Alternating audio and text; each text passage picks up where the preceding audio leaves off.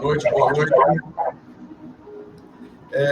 Hoje nós teremos uma palestra com o eminente ministro Eduardo Cardoso.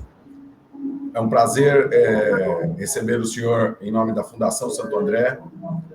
Nós realmente nos sentimos muito satisfeitos, honrados, e eu, com essa oportunidade e com a temática, eu sendo professor de Direito Constitucional, eu acho que nós vamos ter daqui uma oportunidade de crescimento muito forte.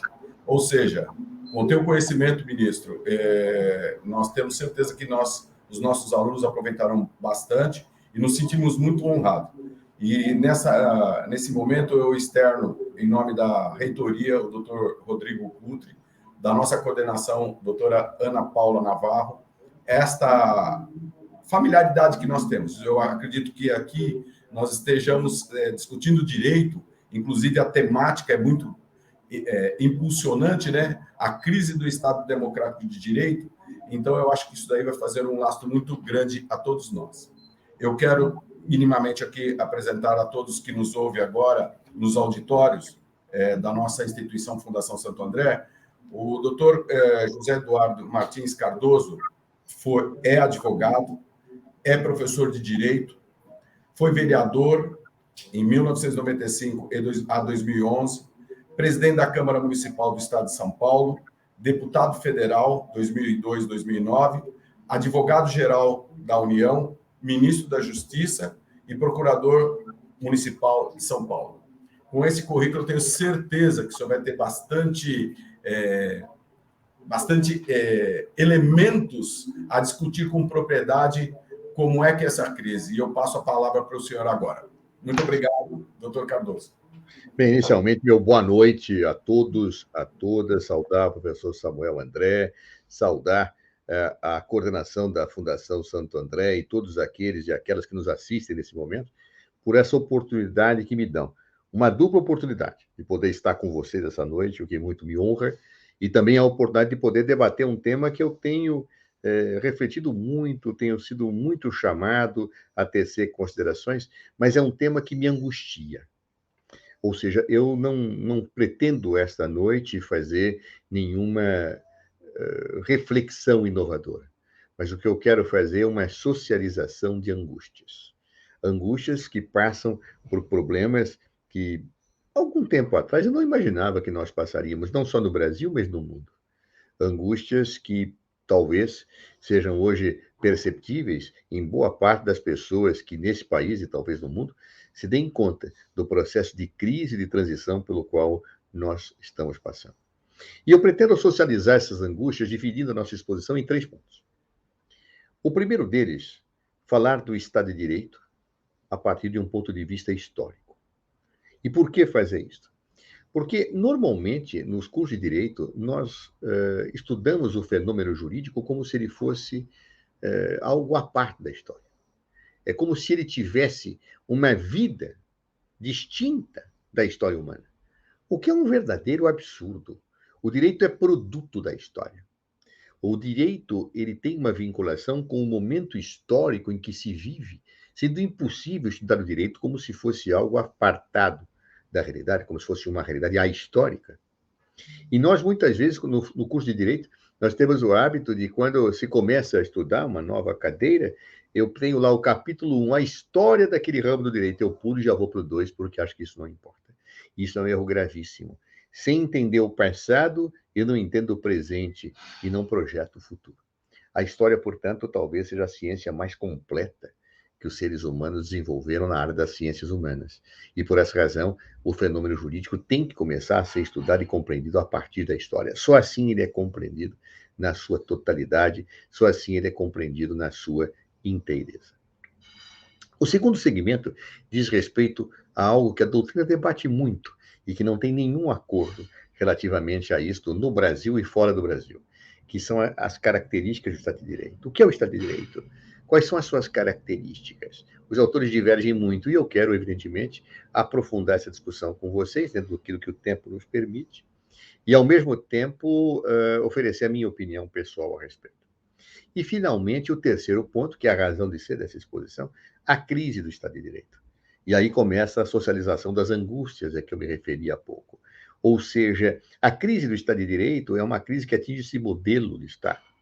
E, portanto, nós estamos no Brasil situados dentro dela. Talvez de uma forma mais radicalizada, talvez de uma forma mais potencializada por condições históricas especiais que nós vivemos. Mas a verdade é que nós estamos vivendo uma crise do modelo de Estado de Direito no mundo e no Brasil muito radicalizada. E a pergunta, então, que eu quero fazer antes de terminar é: para onde iremos? O que advirá desta crise? Muito bem, começo então a falar do primeiro segmento da nossa exposição, a história do Estado de Direito. Eu diria a vocês que a história do direito ela tem raízes muito fortes na Inglaterra. E por que eu digo isto? Quando nós temos a queda do Império Romano do Ocidente no século V depois de Cristo, aquele conglomerado que existia no Império Romano do Ocidente, cuja capital era Roma, ele se dissolve, levando a uma pulverização do poder político. As invasões dos povos bárbaros, essa expressão bárbaros é bastante curiosa, é uma expressão ideológica, mas é assim que normalmente os livros se referem a eles, ou seja, os povos bárbaros, eles acabaram determinando um projeto de pulverização do poder político, aquela centralização do poder que existia no Império Romano deixou de existir. Isto fez com que, pouco a pouco, fosse existindo na Europa Ocidental aquilo que se convencionou chamar de regime feudal, ou seja, era uma forma de convivência social em que a economia de subsistência prevalecia, ou seja, as pessoas produziam apenas para o seu próprio consumo, em que não havia o comércio, em que o poder político era pulverizado, as pessoas viviam em feudos, produzindo para o seu próprio consumo, sem existir, em larga medida, a dimensão do comércio. As pessoas tinham entre si relações privadas de servidão, ou seja, algumas pessoas pediam proteção para os senhores feudais e se abrigavam, portanto, dentro das suas terras. Os senhores feudais protegiam estas pessoas, militarmente, inclusive, em caso de invasões, e os próprios senhores feudais acabavam mantendo relações de vassalagem com outros, eram vassalos de outros senhores maiores, que eram vassalos de outros senhores maiores, até chegar, a partir de um certo momento histórico, na figura de um monarca, de um rei, que era aquele ao qual todos eram vassalos indiretamente.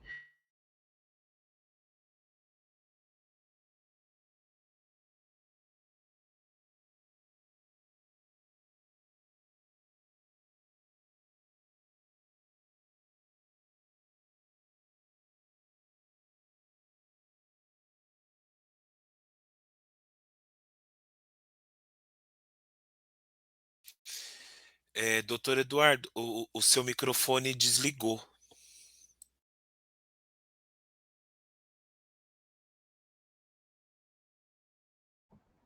Pronto, voltou agora.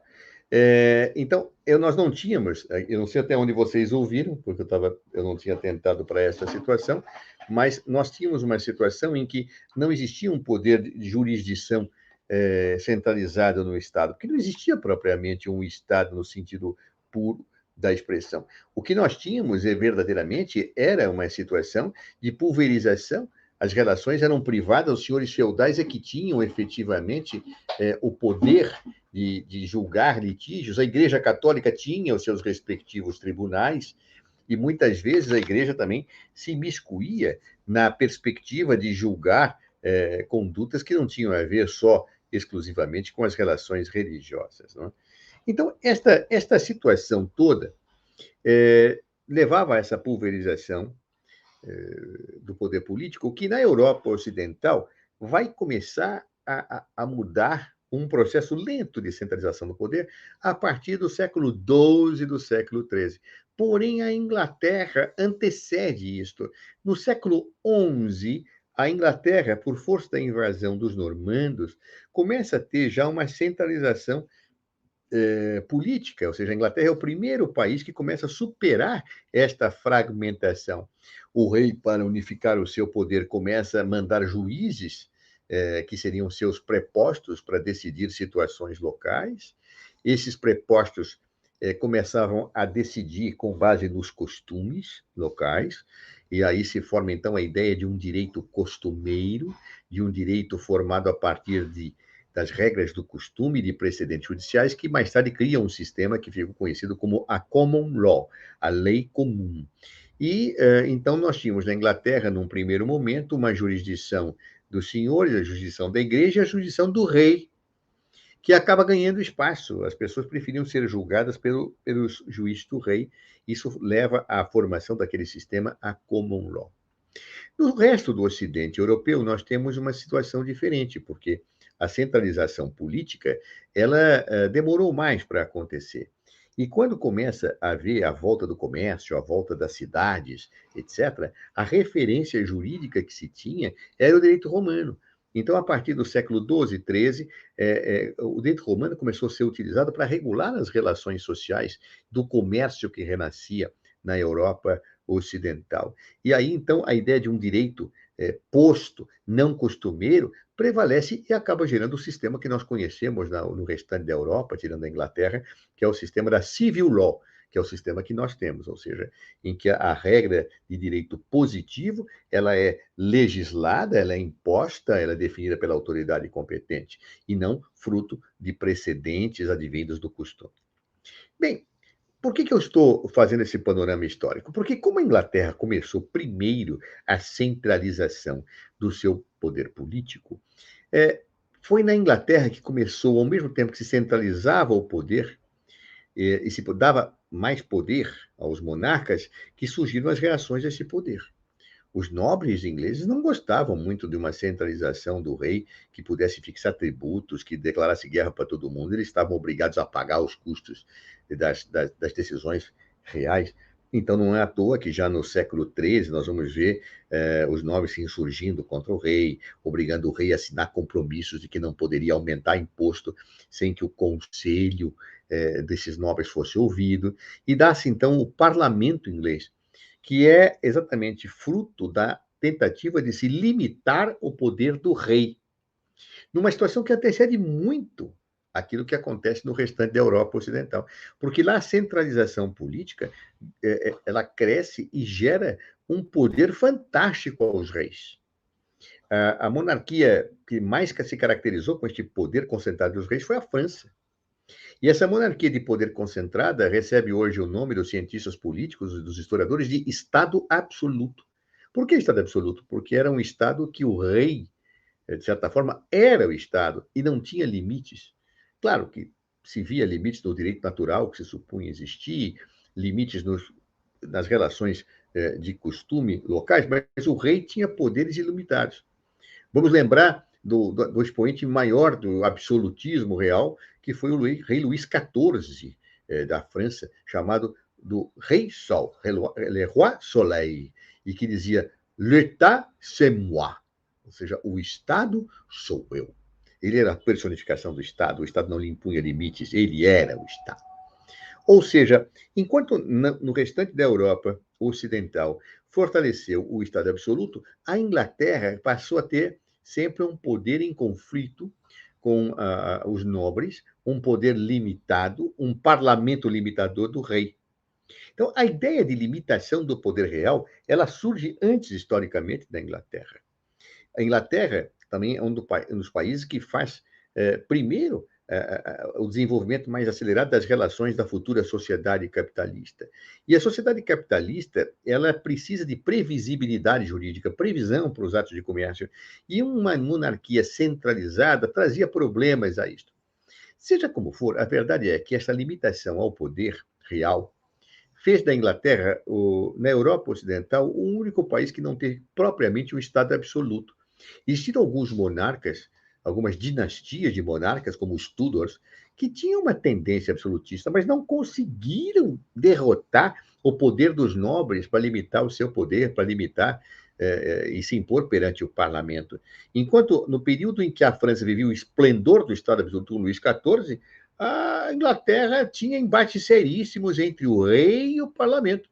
Chegou um ponto na Inglaterra que, no século XVII, eclodiu um grande conflito entre o rei, que queria o absolutismo, exemplo da França, e o parlamento. Houve uma guerra civil entre parlamento e o rei. E o rei perdeu, porque os exércitos do parlamento, convocados pelos nobres, derrotaram o rei. O rei, inclusive, foi condenado à morte e foi executado. Nós tivemos um regicídio na Inglaterra, que é o período curto da história em que a Inglaterra deixa de ser monarquia, em que se começa a pensar numa constituição escrita, e que é o período que é chamado do protetorado da ditadura de Oliver Cromwell, que exerce com mão de ferro este poder, não era um rei, e ele pensava a vida de uma forma não monárquica, mas Cromwell depois morre, seu filho, pouco tempo depois, também não consegue segurar o rojão, digamos assim, daquela situação, e restaura-se a monarquia.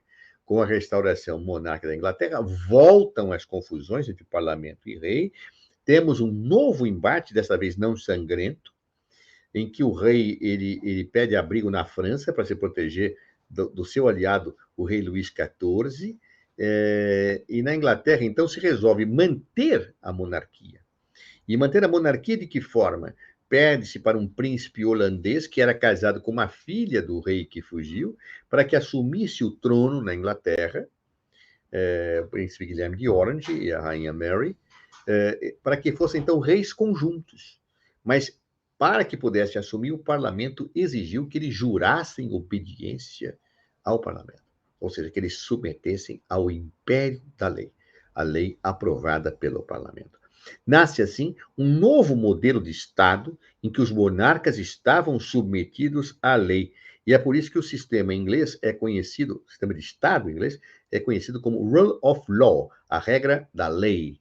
Ou seja, o poder estava todo submetido à lei, o parlamento era o soberano, e a ideia de um poder divino, que era o poder que sempre justificava os reis, especialmente os reis no estado absoluto, porque eles eram como se fossem divindades, então eles tudo podiam, não tinham limites.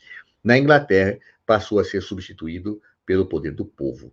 Ou seja, a ideia do poder do povo, que elegia e escolhia pessoas para o parlamento, é que efetivamente fazia nascer aquele novo modelo de Estado.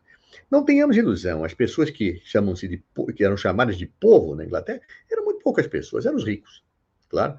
Nem todos podiam votar e nem todos podiam ser eleitos, tinha que ter uma alta renda para que pudesse votar. Mas, mesmo assim, o poder vinha do povo. E houve um grande pensador que viveu aquele período em que o rei, o príncipe inglês veio com a rainha Mary e se submeteu ao parlamento, um grande pensador que teorizou sobre esse novo modelo de Estado, que recebe e é conhecido por John Locke. John Locke escreve 2 tratados sobre o governo, que são muito importantes como obra da ciência política. O primeiro tratado, ele ataca a monarquia absoluta brutalmente. E o segundo tratado, ele defende esse modelo de Estado, a Rule of Law, que havia nascido. Inclusive com a ideia de que os poderes deviam ser separados. Não se podia confundir o poder executivo com o poder legislativo, justamente para que o rei não tivesse o poder de legislar e o parlamento pudesse contê-lo.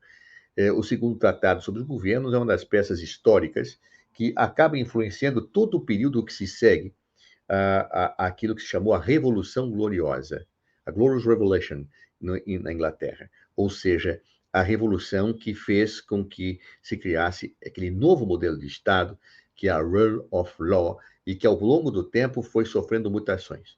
Foi sofrendo mudanças, mas nasceu ali com a Revolução Gloriosa. Essas ideias de John Locke, de outros pensadores ingleses, e esta nova formulação inglesa influenciou muito o pensamento europeu da época. A ideia de um poder monárquico mais limitado, que negasse o absolutismo, contagia os espíritos. E a sociedade capitalista que nascia precisava dessa limitação ao poder. Um dos pensadores que foi muito influenciado por esta visão do que havia acontecido na Inglaterra é um francês que marcou época, pouco conhecido pelo seu nome. O seu nome é Charles-Louis de Secondat, mas ele ficou muito conhecido pelo seu título de nobreza. Ele era o Barão de la Brède e de Montesquieu. Ficou conhecido como Montesquieu. Montesquieu viajou à Inglaterra, estudou as literaturas inglesas e escreveu uma obra clássica, que é chamada O Espírito das Leis, L'Esprit des Lois.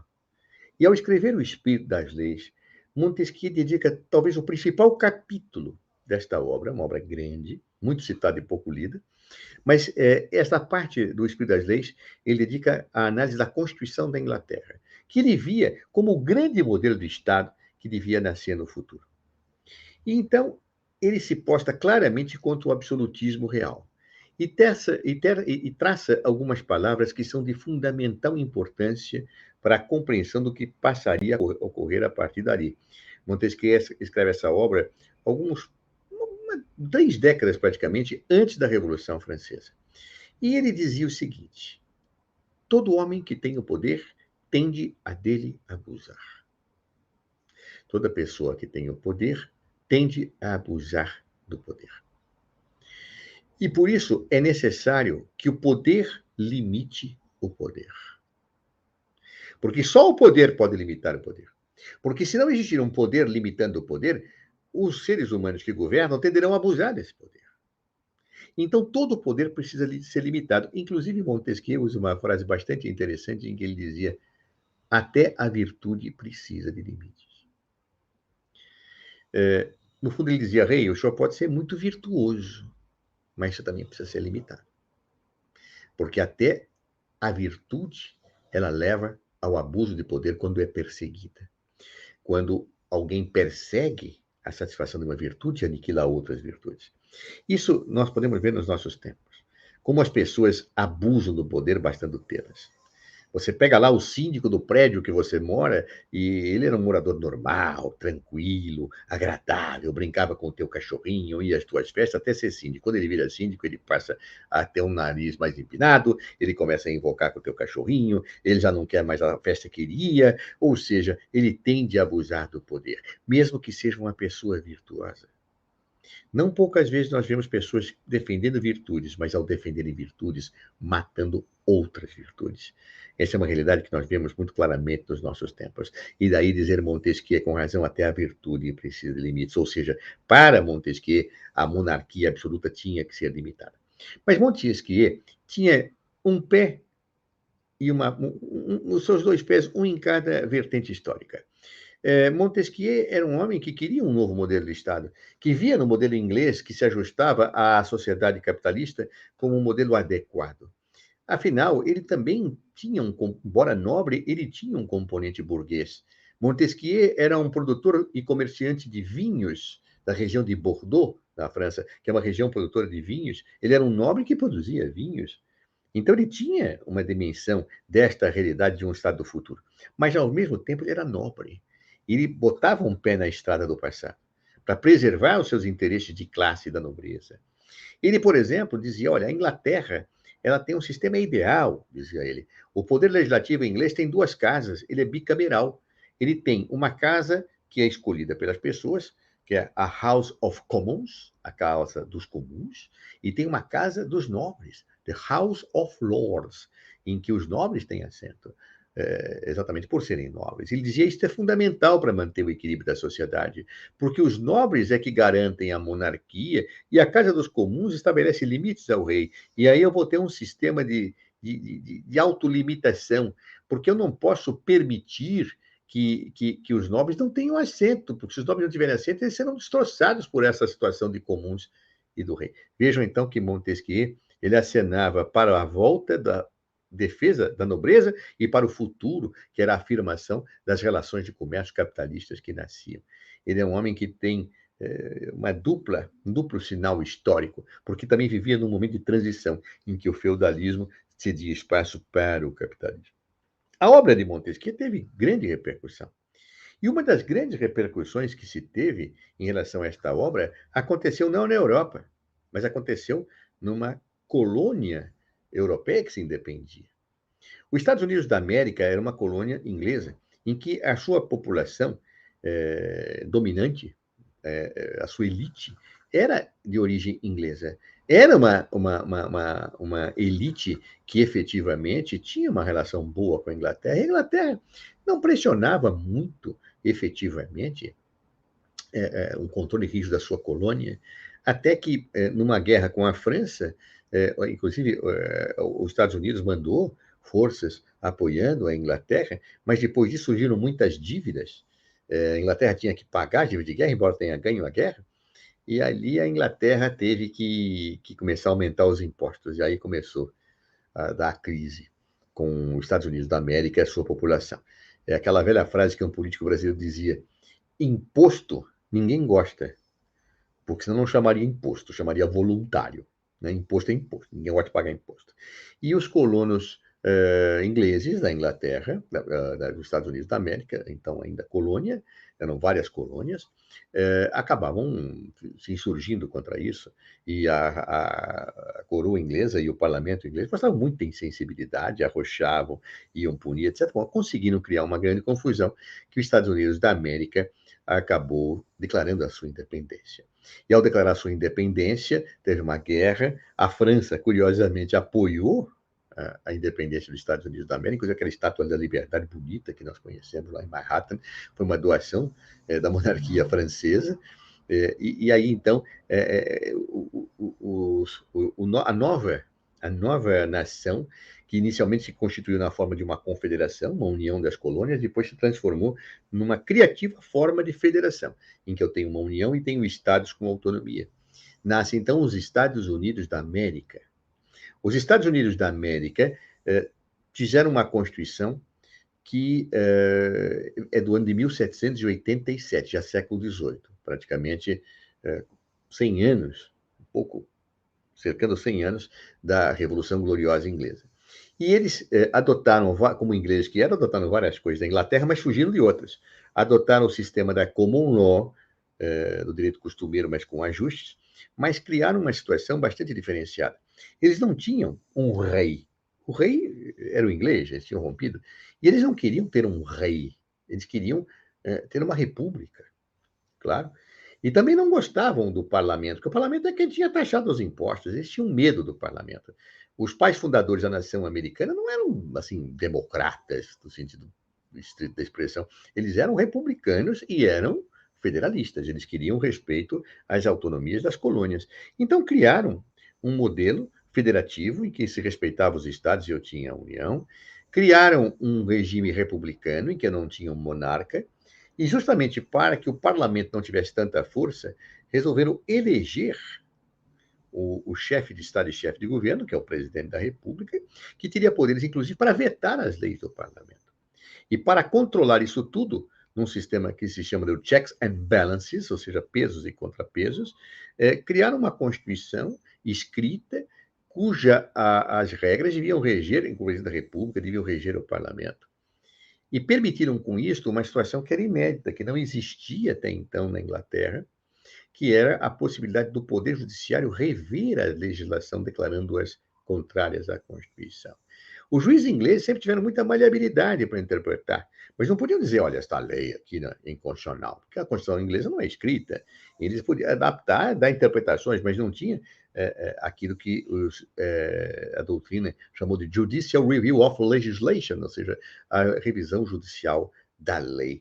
E a Constituição dos Estados Unidos permitiu que a jurisprudência dos Estados Unidos da América construísse esta ideia de Judicial Review of Legislation. Muito bem. Criou-se, então, um modelo de Estado que tinha a ideia de Montesquieu. E qual era a ideia de Montesquieu? A tripartição dos poderes. Montesquieu dizia que estava vendo o sistema inglês, mas estava inventando moda, porque a Inglaterra não era bem assim. Ele dizia que todo homem que tem o poder tem que limitar o poder. Então, criou que tinha que ter 3 poderes, um para cada função do Estado. O Estado tinha que legislar, portanto, um poder que legislasse. O Estado tinha que executar as leis, cumprir as leis, um poder que as cumprisse. E o Estado tinha que julgar os transgressores da lei, eu tinha que ter um poder judiciário. Então, Montesquieu, dizer que Montesquieu criou a ideia de separação de poderes é uma heresia, porque a Inglaterra já tinha antes dele, na Grécia Antiga já se discutia a separação de poderes. O que Montesquieu criou foi a tripartição dos poderes ou a tripartição das funções estatais. Foi isso que ele criou. A ideia de um poder legislativo, de executivo e judiciário, que deveriam conviver harmonicamente, mas não fazendo com que as pessoas que estavam um fizessem as outras, para garantir que o poder limitasse o poder. Os Estados Unidos da América incorpora essa visão de Montesquieu, é fortemente influenciado por John Locke, e criam, então, um modelo de Estado que tinha muito da rule of law inglesa, mas com grandes inovações, inclusive com a ideia de uma chefia do executivo, que tinha uma situação de chefia de Estado e chefia de governo. E por que isso é importante? Porque a Inglaterra a chefia de Estado era do rei. Mas como o parlamento era muito forte, o rei ele tinha uma situação bastante curiosa, porque ele tinha que conviver com o parlamento, era subordinado ao parlamento. E o parlamento, muitas vezes, não gostava dos ministros. O rei era intocável, mas não gostava dos ministros do rei. E criou, então, um instituto para controlar os ministros do rei, que se dispunham com o parlamento, que era chamado de impeachment. Ou seja, o impeachment não atingia o rei, o impeachment atingia os ministros. E o parlamento, então, poderia rejeitar e botar para fora os ministros do rei, para mostrar, inclusive, que era o parlamento que mandava. Essa situação, inclusive, se desenvolve na Inglaterra, como tudo lá, vai mudando pouco a pouco, por costumes e usos, de uma maneira bastante curiosa. Por quê? Porque houve um momento em que o rei inglês era alemão, e este rei inglês não falava inglês, ele não entendia inglês. Ele veio da Alemanha, não entendia. Então ele participava da reunião com os ministros e não entendia nada, até que ele pegou um dos seus ministros e falou assim: ó, querido, você me representa aqui, vai. Me representa aqui, vai tocando, só vai me dando informações. E esse se tornou, então, um ministro diferente. Ele é o primeiro-ministro, que passou a ser o chefe de governo. E por isso surgiu o sistema parlamentarista na Inglaterra, em que eu tenho um chefe de Estado e um chefe de governo. Um chefe de Estado e um chefe de governo. O chefe de governo é escolhido pelo parlamento. Quando o parlamento não quer, derruba o governo. Mas o chefe de Estado, ele fica lá. Nasceu como um rei, o chefe de Estado. Mais tarde, se evoluiu, partindo, por exemplo, dos Estados Unidos da América, para ter presidentes da República eleitos, mas sempre respeitando-se a ideia da separação entre chefe de Estado e chefe de governo, que é uma característica da Europa Ocidental até hoje. Os Estados Unidos da América não adotou a ideia de chefe de Estado e chefe de governo. Os Estados Unidos da América adotou a ideia de um chefe de Estado que é chefe de governo, que é o presidente da República, que é eleito. Claro?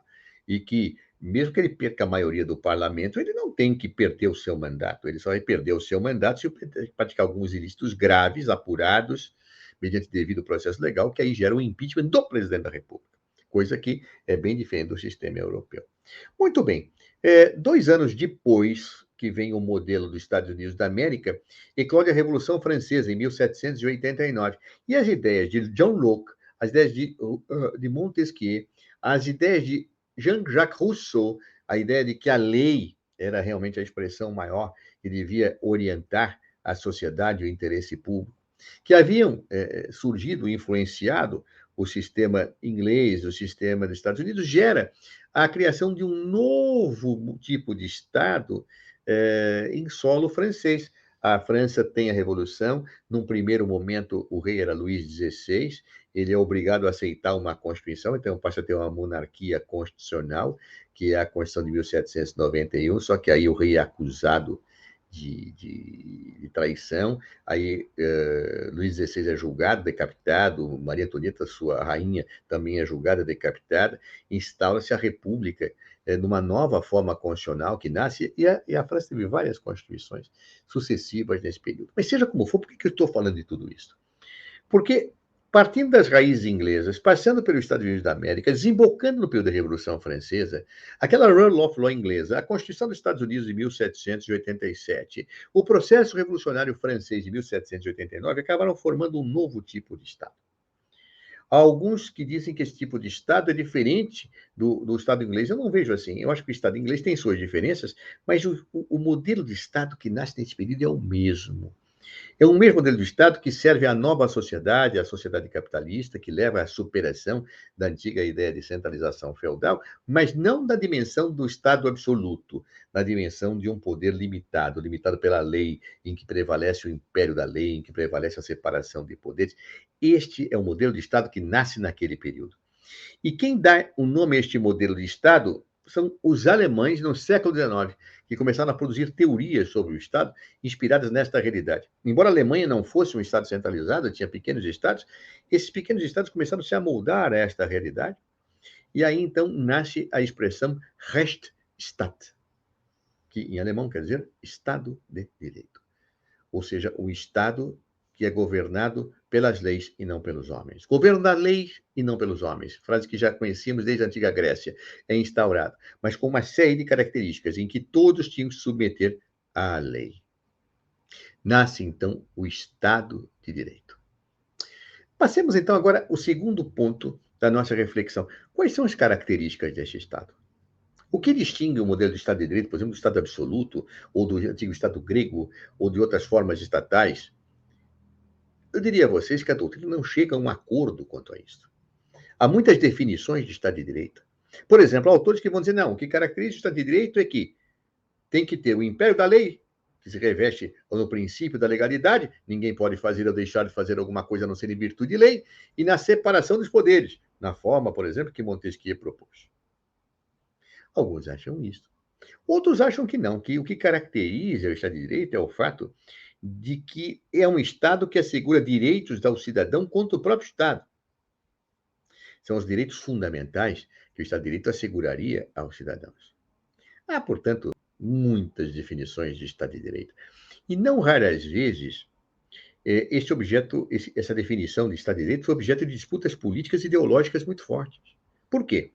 Porque como o Estado de Direito nasceu e na Inglaterra foi visto a Rule of Law como sendo um modelo de Estado moderno, depois, posteriormente, nós tivemos esse modelo de Estado encampado pelos Estados Unidos da América, depois da Revolução Francesa, este modelo de Estado, depois, mais tarde, as colônias europeias que se independiam copiavam a Constituição americana, como é o caso do Brasil, quando se tornavam repúblicas. Então, eu tenho aí todo um conjunto de criou-se a ideia do Estado de Direito como o Estado da modernidade, o Estado da liberdade, o Estado que controlava o poder. Então, a expressão Estado de Direito passou a ser muito cobiçada, porque ela era uma forma de legitimar o Estado. Quando se utilizava, isso aqui é um Estado de Direito, então tá bom. Então aqui tem democracia, aqui tem liberdade, aqui tem... Ora, há certas expressões que elas viram objeto de disputa política para serem utilizadas. Eu me lembro, quando eu era jovem, quando se lançou a calça jeans no Brasil, veja como estou ficando velho, não tinha calça jeans quando eu era garoto. Quando se lançou a calça jeans, se usava o slogan: liberdade é uma calça velha, azul e desbotada. Ou seja, aí a palavra liberdade tinha se transformado numa peça de vestuário. Por quê? Porque as pessoas jovens, especialmente, queriam ser livres. A disputa pelas palavras, pelos rótulos, ela é muito importante simbolicamente e como referência de legitimação de realidade. Então, todo o Estado, a partir daquele período, começou a querer ser Estado de Direito. E não é à toa que, muitas vezes, eu tive, no século XX, particularmente, certas situações que não tinham nada a ver com o Estado de Direito que eu vou definir daqui a pouco, como, por exemplo, o Estado fascista de Benito Mussolini, ou com o Estado nazista de Adolf Hitler, que alguns diziam que era o Estado de Direito. Muitos juristas italianos diziam que isso aqui é o Estado de Direito, aperfeiçoado. E na Alemanha, não todos. Nós tínhamos autores que tinham uma outra percepção, talvez uma honestidade intelectual maior, em que pese apoiasse o regime nazista, como Carl Schmitt, mas que alguns autores alemães diziam isso aqui é o Estado de Direito. Tentavam legitimar aquele Estado que não tinha nada a ver com o Estado de Direito, a meu ver, porque eram Estados que negavam alguns aspectos centrais do Rechtsstaat. Eu, pessoalmente, acho que o Estado de Direito, o Rechtsstaat, ele não se define por uma característica, por duas, mas por várias. Ele é um modelo de Estado que atende à sociedade capitalista e que tem alguns pressupostos, que são os seguintes. Primeiro, a separação de poderes. A separação de poderes, como existia na Rule of Law, ou como foi desenvolvida por Montesquieu com a tripartição de poderes, é algo indispensável no Estado de Direito. Não existe concentração do poder político no Estado de Direito. Eu tenho que ter pessoas diferentes exercendo segmentos do poder político. Por isso que o Estado absoluto não é o Estado de Direito. O Estado de Direito, ele exige a separação de poderes. A fórmula pela qual se separam esses poderes, a mais comum a ser encontrada é a forma tripartida proposta por Montesquieu. Mas eu não vou dizer por isso que a Inglaterra, porque não tinha claramente essa tripartição, o judiciário inglês só mais recentemente é que passou a ter a autonomia, ele se diluía, num dado momento da história, se diluía no poder do rei, mas depois, durante a Revolução Gloriosa, se diluía no parlamento. A corte que julgava a constitucionalidade de situações da Inglaterra pertencia à Câmara dos Lordes, à Casa dos Lordes. Então, não tinha uma tripartição de poderes. Montesquieu, inclusive, quando disse isso, estava dando lá um drible de corpo, porque quando ele propõe a tripartição de poderes, isso não existia bem na Inglaterra, não. Mas seja como for, a verdade é que a separação de poderes é um pressuposto básico e central do Estado de Direito. Não há Estado de Direito sem separação de poderes. Estado que tem uma concentração única de poder não é Estado de Direito. E não basta apenas ter a ideia formal. né? Que às vezes eu tenho ditaduras que dizem, não, o parlamento funciona. Funciona nada. O ditador dissolve o parlamento, manda prender parlamentar. Isto não é Estado de Direito. O Estado de Direito tem que ter a separação de poderes do ponto de vista não apenas formal, mas do ponto de vista substantivo. Segunda característica, o império da lei, o princípio da legalidade. Ninguém pode fazer ou deixar de fazer alguma coisa a não ser em virtude de lei. Isto é uma regra do Estado de Direito. Ou seja, a lei é o que regula o que todos podem fazer. Ou seja, eu só posso fazer o que a lei me autoriza no mundo privado. E no mundo público, eu só posso fazer aquilo que a lei me autoriza. Há uma diferença. No mundo privado, o que não é proibido é permitido. No mundo público, o que não é permitido é proibido. Por quê? Porque no mundo público eu executo leis. E no mundo privado eu sou livre. Então eu tenho, mas a lei rege a todos, ao Estado. O Estado, não existe ninguém acima da lei no Estado de Direito. O governo das leis, não dos homens. Essa é uma ideia central no Estado de Direito. Terceira característica: o Estado de Direito, ele outorga direitos fundamentais aos cidadãos contra o próprio Estado. É verdade que esse rol de direitos fundamentais ele tem variado ao longo da história. Quando o Estado de Direito nasceu, ele nasceu sob a forma de Estado liberal, ou seja, um Estado mínimo, e garantia alguns direitos fundamentais, como direito à liberdade, direito à propriedade, direito à segurança, direitos que eram bem concentrados. A ideia de um Estado mínimo predominava. Vamos lembrar daquela visão de Adam Smith, um economista liberal, que dizia que a mão invisível do mercado a tudo regula. Então, o Estado tinha que intervir o menos possível. É um Estado absenteísta, um Estado que não intervia. Com o desenvolvimento da sociedade capitalista, o aumento da miséria, o aumento da pobreza de alguns e da miséria de muitos, as crises foram muito fortes. Com a Revolução Industrial, particularmente no século XIX, quando entra o século XX, então eclode uma série de situações de convulsão. Se você pegar o começo do século XX, eu tenho já, em 1917, a Revolução Mexicana, que dá ensejo a uma Constituição que já sinaliza com direitos sociais que vão além do Estado liberal. Eu tenho, em 1917, a negação do Estado de Direito com a Revolução Bolchevique na Rússia, que negou o Estado de Direito para destruir o capitalismo, era a visão bolchevique, inspirada no marxismo-leninismo. Tenho, 2 anos depois da Revolução Russa, em 1919, a Constituição de Weimar, que, mantendo a sociedade capitalista, e a Constituição que era da Alemanha, chamada Constituição de Weimar, de 1919, ela pega também direitos sociais, que são muito importantes, sobre a Constituição de Weimar, para renovar essa visão da sociedade capitalista estabelecendo direitos. Mas aí nós temos a Primeira Guerra Mundial, a Segunda Guerra Mundial, a Europa entra numa convulsão, o mundo entra numa convulsão, miséria, problemas, e a utopia socialista começa a contagiar pessoas, e os que defendiam a ordem capitalista acharam que era hora de ceder os anéis para não perder os dedos, e nasce então aquilo que se chamou Estado Social, que é a negação do Estado liberal.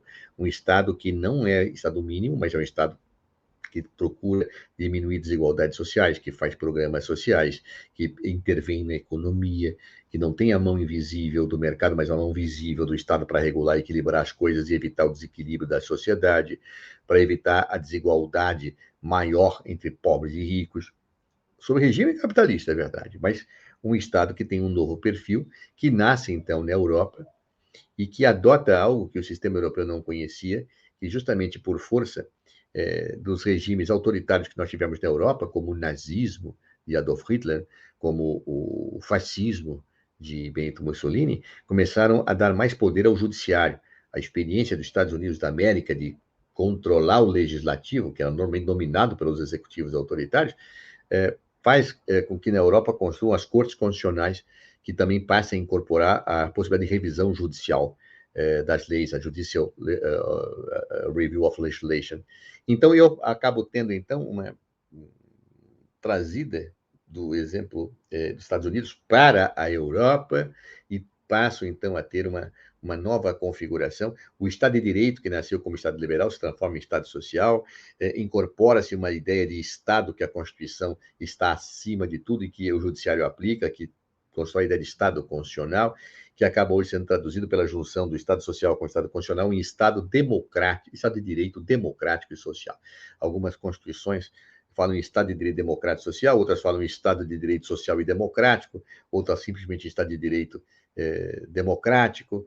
E por aí afora. Mas é o mesmo modelo do Estado. É um Estado que não é o Estado mínimo, como o Estado liberal, é um Estado social, que tem programas para reduzir a desigualdade, não é um Estado mínimo, mas é um Estado que está aparelhado de forma mais robusta para atender a essa perspectiva.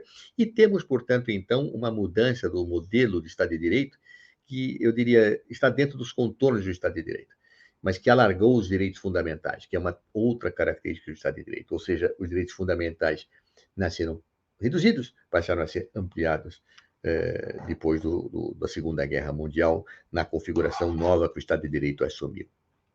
Então, o primeiro critério é o princípio da separação de poderes, o segundo, o princípio da legalidade, o terceiro, os direitos fundamentais, que nasceram mais minguadinhos quando nasce o Estado de Direito, depois mais ampliados quando veio o Estado Social, depois da Segunda Guerra Mundial. Quarta característica que vejo, o Estado de Direito, ele é um Estado baseado fundamentalmente na legitimação democrática do poder. Muito se debate sobre isto. Muitos entendem que a democracia não faz parte do Estado de Direito. Eu acho que faz.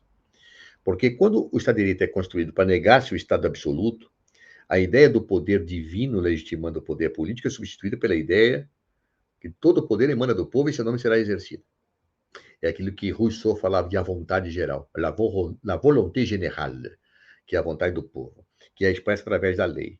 E a democracia, a forma democrática que o Estado de Direito assumiu, é a democracia representativa, ou seja, as pessoas elegem representantes que fazem as leis, e é este parlamento que é soberano que faz as leis que têm que ser respeitadas por todos, ou seja, é a ideia de soberania popular. O Estado de Direito sem soberania popular, a meu ver, não é Estado de Direito. Não há Estado de Direito sem um mínimo democrático. Não que, digamos assim, que a democracia do Estado de Direito já tenha nascido como é hoje, com o sufrágio universal que todos votassem. Não. A democracia foi alargada durante o tempo. Se o berço da democracia era a Grécia, também na antiga Grécia votavam poucas pessoas que podiam decidir os rumos do Estado. Quando nasce o Estado de Direito, a democracia, como eu falei logo, quando falava do termo inglês, era bastante reduzido, só os ricos votavam, só os ricos podiam votar e decidir. Mas a verdade é que, posteriormente, eu tenho, então, uma ampliação do espectro democrático, que acontece já com o Estado Social, em que temos sufrágio universal. Antes só podiam votar e serem eleitos pessoas que tinham muita grana, que tinham muito dinheiro, mulheres não votavam, tínhamos toda uma série de restrições. E aí chegou-se ao sufrágio universal, que passou a dar uma dimensão mais ampla ao sistema democrático nos Estados democráticos de direito, ou nos Estados de direito democrático e social. E, portanto, então, seja como for, de uma forma mais limitada, de uma forma mais ampliada, o Estado de Direito ele exige a democracia. Ele exige a legitimação do poder político pela soberania popular. Uma outra característica, que essa não é uma característica só do Estado de Direito, mas existe no Estado de Direito, que é a ideia da soberania externa. A palavra soberania ela pode ser dividida em duas dimensões. Soberania interna, que é quem legitima o poder político dentro do Estado, e eu falei que é a soberania popular do Estado de Direito, mas também tem a ideia da soberania nacional, a soberania externa. Ou seja, o Estado de Direito, como também já era o Estado absoluto, é um Estado que se define da seguinte forma: ninguém tem poder acima do Estado neste território. Ou seja, o Estado é soberano. É o Estado que define as regras do jogo neste território. Razão pela qual é muito comum, quando um país quer invadir o outro, como está acontecendo aí na Ucrânia, dizer, não, a soberania da Ucrânia está sendo desrespeitada. Ou seja, é a ideia de que quem manda naquele espaço territorial não há nenhum outro poder acima dele, é aquele Estado. O Estado de Direito é, por definição, um Estado soberano, aquilo que se convencionou chamar de Estado nacional. Uma ideia um pouco errada, porque a ideia de nação passa por uma hegemonização de cultural de um povo, tá certo? Mas começou a se confundir a figura do Estado soberano com a nação soberana, então nasceu a ideia de Estado nacional. No fundo, a ideia correta é que o Estado é soberano, tanto do ponto de vista interno, a partir da soberania popular, e que essa soberania popular que define a soberania do Estado dentro daquele território. Finalmente, uma outra característica é uma distinção clássica que permitiu justamente a ideia de direitos fundamentais estabelecidos à população, que é a ideia do Estado como pessoa jurídica, que nasce no século XIX, na Alemanha, justamente por aquele momento que se pensava a teoria do Rechtsstaat. Ou seja, o Estado de Direito ele faz uma clara separação entre povo, isto é, sociedade, governante e Estado. Ou seja, são inconfundíveis. No Estado de Direito não existe o l'État c'est moi, o Estado sou eu, não. O governante não se confunde com o Estado e o Estado não se confunde com a população não se confunde com o governante. Todos são realidades jurídicas distintas, tendo seus direitos e seus deveres e respondendo por aquilo que fazem perante a lei. Ou seja, estas são as características do Estado de Direito. Se vocês me pedissem, então, que definisse o que é o Estado de Direito, eu falei, o Estado de Direito é um Estado que tem estas características, separação de poderes, princípio da legalidade, direitos fundamentais, tem a separação entre Estado, direito e sociedade, tem a soberania interna na perspectiva democrática, tem a soberania externa. Todas essas características formam um modelo de Estado ajustado à sociedade capitalista, chamado Estado de Direito. Ufa! Passei pela história, defini Estado de Direito, e agora vamos ao tema que nos trouxe aqui, crise do Estado de Direito. Muito se fala hoje da crise do Estado de Direito. Ela existe? Eu não tenho a menor dúvida que sim. Essa crise atinge o modelo de Estado no Brasil e fora dele. Todos os elementos que há pouco descrevi, que caracterizam o Estado de Direito, estão em crise. Todos. A ideia da separação de poderes está em crise no Brasil e no mundo. Sempre houve na história de direito um poder tentando se sobrepor ao outro. Na primeira concepção era o parlamento que mandava. Depois, em algumas situações de Estado de Direito, quem mandava era o executivo. Ele tem a chave do cofre, ele tem as armas. Mas depois da Segunda Guerra Mundial, com o nascimento dos Estados constitucionais ou dos Estados de Direito Democrático e Social, o poder que ganhou força é o poder judiciário. O poder judiciário, que quando Montesquieu pensou dizer que era um poder neutro, era um poder mais fragilizado, transformou-se no mais poderoso dos poderes. Por quê? Porque todos os poderes são controlados por outros, menos o judiciário. O executivo é controlado pelo legislativo e pelo judiciário. O legislativo é controlado pelo judiciário. E quem controla o judiciário? Ele próprio.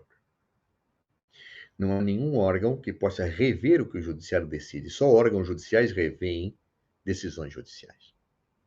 Isso dá ao poder judiciário uma dimensão de poder que realmente, alguns costumam dizer, é ele que dá a palavra final em nome do Estado. A soberania não está com o parlamento. Se o judiciário é quem diz o que a lei diz e as leis que podem valer, é ele que expressa a soberania. E isso acabou ensejando uma contradição. Porque se a democracia representativa é que legitimava o poder político através da escolha dos representantes, e os magistrados não são eleitos, eles teriam que seguir a lei. Mas será que eles sempre seguem a lei? E se não seguirem, quem diz que eles não estão seguindo? Costuma-se afirmar que quando eu tenho uma dimensão em que um poder não controla o outro, a única forma de eu evitar a quebra do sistema é o autocontrole, a prudência. Mas nem todos os seres humanos são marcados pela prudência. Esta é uma virtude que muitos têm, mas é uma virtude que nem todos têm. Todo homem que tem o poder tende a dele abusar. E os juízes são seres humanos. Podem abusar do poder. E quando abusam do poder, tirando os seus próprios órgãos internos, ninguém pode rever. Isto tem criado uma desestrutura no Estado de Direito, um desbalanceamento no Estado de Direito no mundo. Não é à toa que muitos autores chegam a falar em juristocracia. Ou seja, hoje nós vivemos o poder dos juízes que estão criando uma casta que decide em nome do povo, dizendo o que a lei diz, e a lei não é aquilo que o povo diz, a lei é o que o juiz diz. E mais, se já é difícil na democracia representativa dizer que o povo é que faz a lei, porque os representantes fazem a lei nem sempre seguindo a vox populi, ainda mais quando o juiz interpreta a lei para dizer o que ela diz. A distância da vontade do povo, da volonté générale, com aquilo que o Estado faz, pode estar muito longe. Então, portanto, essa dimensão do poder judicial tem desequilibrado o Estado de Direito. E, notadamente, quando existe o ativismo judicial, que é uma visão que permite ao judiciário construir normas a partir de uma interpretação muito pessoalizada e muito subjetiva do magistrado. Hoje existem visões, como por exemplo o chamado neoconstitucionalismo, que dizem que o juiz deve interpretar o direito não apenas com base na lei, mas com base em princípios morais. Só que os princípios morais são bem vagos e passam muito pela leitura individual e subjetiva do magistrado, que muitas vezes diz que a Constituição diz uma coisa quando os legisladores não imaginavam que ela fosse dizer isto. Isto tem desequilibrado profundamente a relação entre os poderes, no Brasil e no mundo. Tem construído aquilo que se chama de ativismo judicial, que é este empoderamento do juiz de dizer aquilo que ele quer que seja, não independentemente do que é dito, e tem propiciado a judicialização da política, que é, ou seja, quem decide é o judiciário, então tudo vai ser decidido pelo judiciário. Eu tenho briga dentro do parlamento, vamos ao judiciário. Eu tenho briga entre o executivo e o legislativo, então vamos ao judiciário. A política está sendo judicializada. Por quê? Porque o centro de gravidade política passou a estar no judiciário, desequilibrando a relação entre poderes. Isso tem sido um dos fatores de crise do chamado Estado de Direito. E claro que com isto também se desautoriza a lei. Porque se é o juiz que vai dizer o que a lei diz, a lei aprovada pelo representante significa o quê? Muito pouco. Mas nós vivemos tempos em que a velocidade das coisas aumentaram muito por força dos meios de comunicação. Tem sempre... Eu me lembro que quando eu dava essa palestra 3 anos atrás, 4 anos atrás, eu falava, olha, o mundo mudou, um vírus pode começar na China e chegar rapidamente no Brasil, e aí se eu não tiver lei para combater, não dá tempo de aprovar a lei pelo parlamento. Eu queimei minha língua, porque acabou acontecendo o do vírus chegar rapidamente e a lei, como é que fica? Né? O parlamento, ele é um órgão lento, porque ele é colegiado. E leis não podem ser feitas como produtos de venda, elas têm que ser pensadas, elaboradas. Me lembro que o chanceler alemão Otto von Bismarck dizia que se o povo soubesse como são feitas as salsichas e as leis, não comeria as primeiras e não acreditaria nas segundas. Se já é assim, com um parlamento que debate leis, imagine tratando leis em série para responder os problemas, porque ninguém pode fazer alguma coisa a não ser em virtude de lei, surgem problemas dinâmicos e novos, eu não tenho lei, aí demora. Bom, o parlamento acabou ficando desgastado. Acabou ficando muito desgastado, porque nem sempre ele produz a lei no tempo certo, necessário para resolver o problema. E quando na vida política alguém não exerce um poder, ou não consegue exercê-lo, perde. Então o executivo acaba entrando na área do parlamento, às vezes até autorizadamente. Vejam, por exemplo, a Constituição de 88, que previu lá a medida provisória, que é uma forma do executivo, em caso de urgência e relevância, baixar leis, que depois vão ser decididas pelo parlamento, mas é o executivo legislando extraordinariamente. Ou eu tenho intromissões do judiciário, que diante da ausência legislativa, ele acaba entrando e decidindo o que deve ser feito, a pretexto de interpretar os princípios constitucionais. Mas aí é o juiz dando a sua visão sobre aquilo que deve ser feito, e não aquilo que efetivamente os representantes do povo diziam que o povo dizia. Ou seja, eu tenho uma crise, a lei está desgastada, o parlamento está desgastado, profundamente desgastado. A democracia representativa está desgastada no Brasil e no mundo.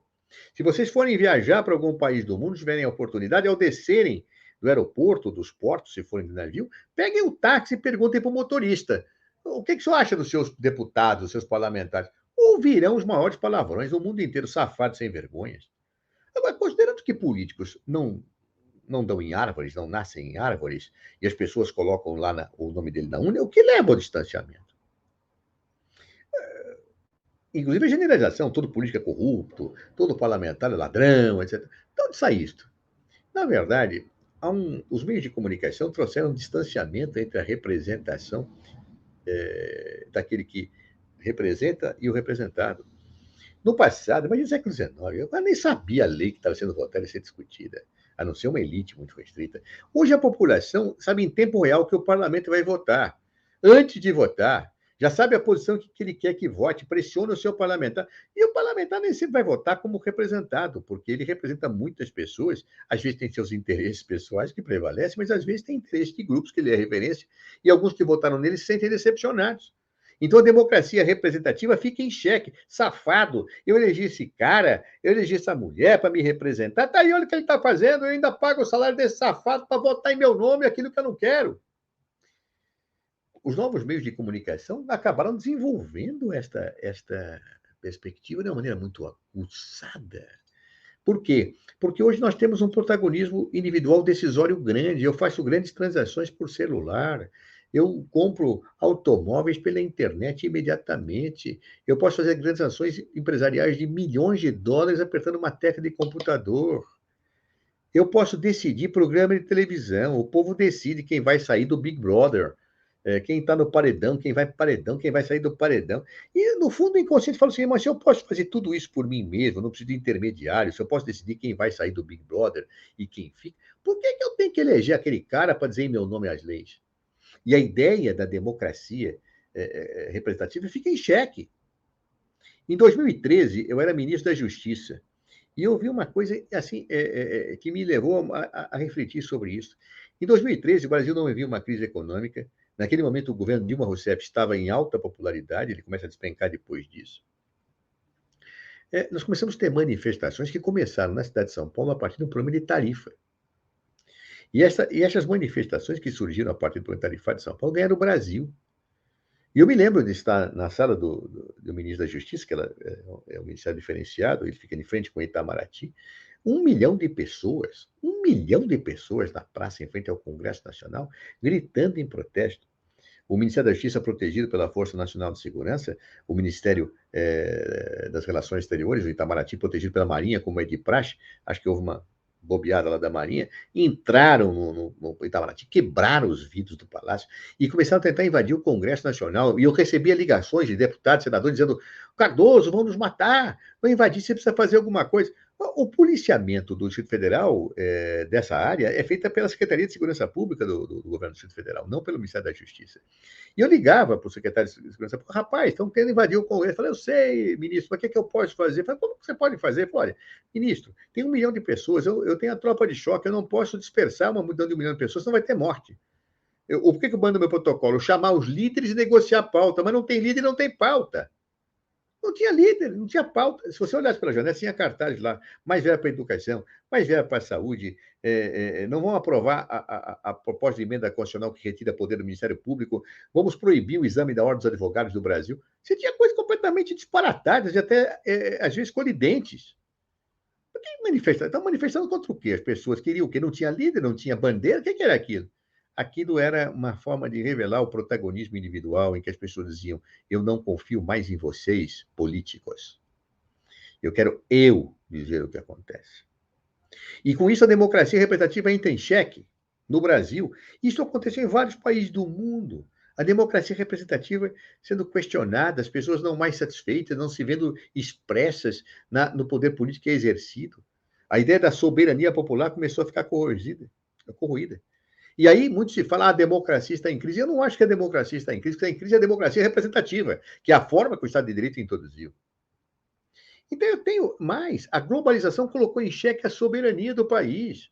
O próprio Estado criou organismos internacionais que criam, por vezes, tribunais que decidem situações internas e que, às vezes, até são desiguais. Com as potências não fazem aquilo que fazem com os pequenininhos. Claro.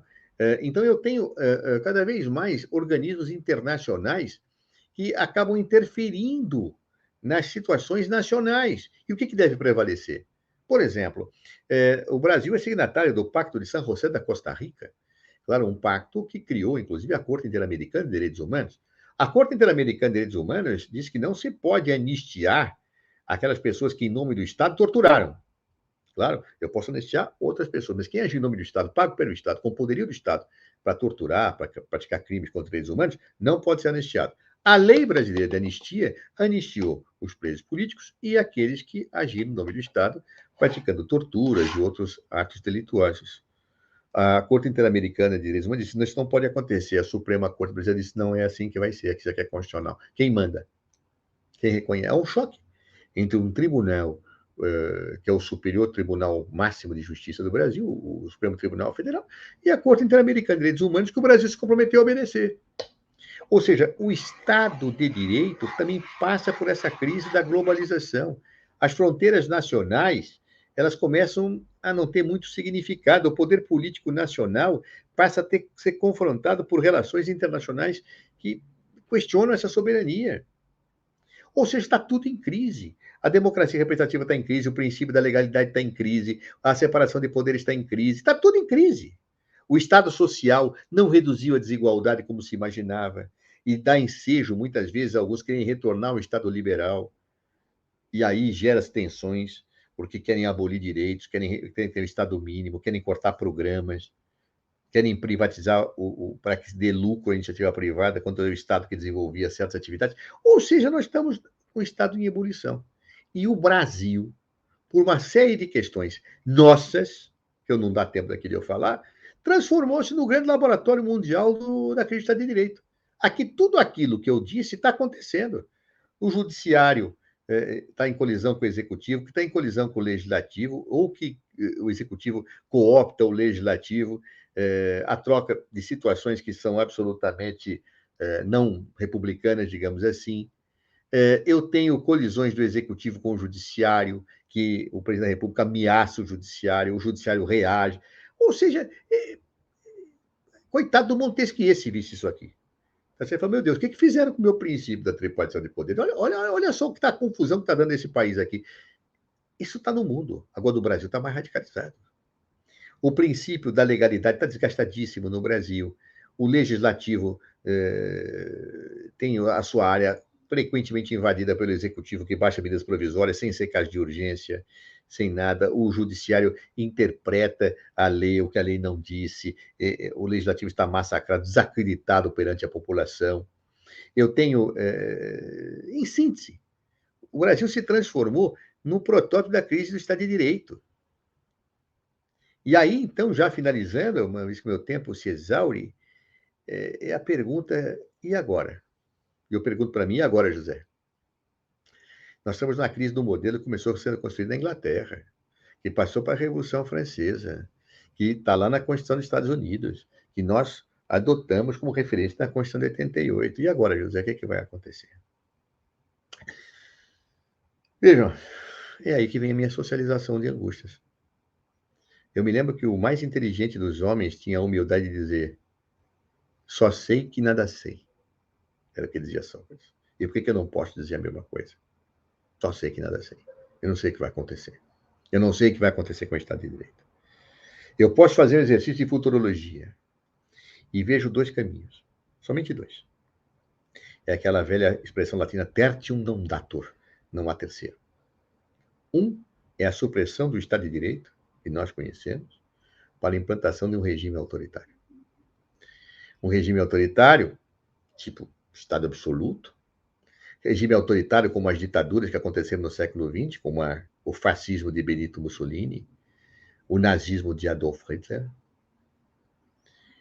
que aniquilaram direitos, geraram miséria, sangue e desespero para as pessoas, sendo que o ar da liberdade só foi respirado depois que essas ditaduras que levaram à Segunda Guerra Mundial conduziram.